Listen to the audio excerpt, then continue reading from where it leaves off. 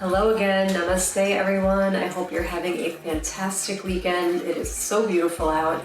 I was just hanging out on my deck and soaking up the sun and thinking about energy, of course. So I wanted to do a quick video on energy. If you follow me, you see I post a lot of things about energy and frequency and yoga, meditation, how it all comes together.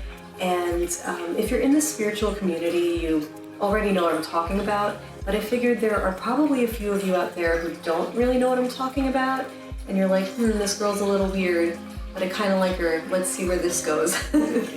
So I wanted to give you two kind of foundational concepts about energy. And once you understand those, it's kind of easier to build off of them and see how, as human beings, how you fit into it. So the first concept is the spectrum of light.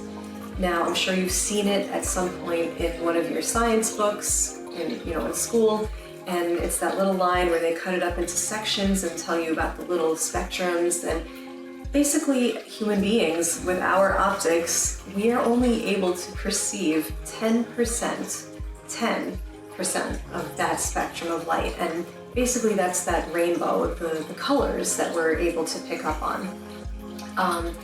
If you have a brain like me, naturally your next thought is, well, where the hell is the rest of it, the 90%? So they exist as X-rays, gamma rays, alpha, beta. There's a whole little bundle of those kinds of rays.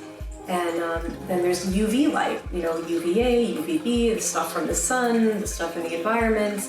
There's a whole lot going on that we don't necessarily see, but is most certainly there. So that's the first thing I want you to think about. The second thing is the principle in science and physics that energy is not created or destroyed, and it can only be transformed.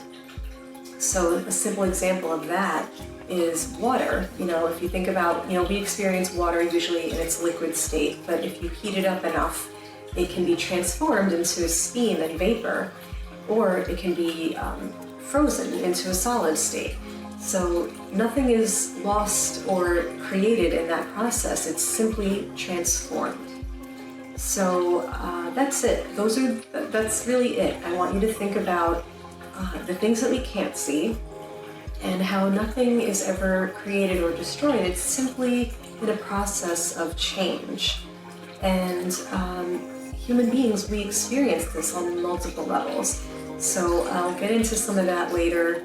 I have a lot more organizing to do if I'm going to do that, but that's it. I want you to think about two simple concepts. So namaste. I love you all. Have a great rest of the weekend.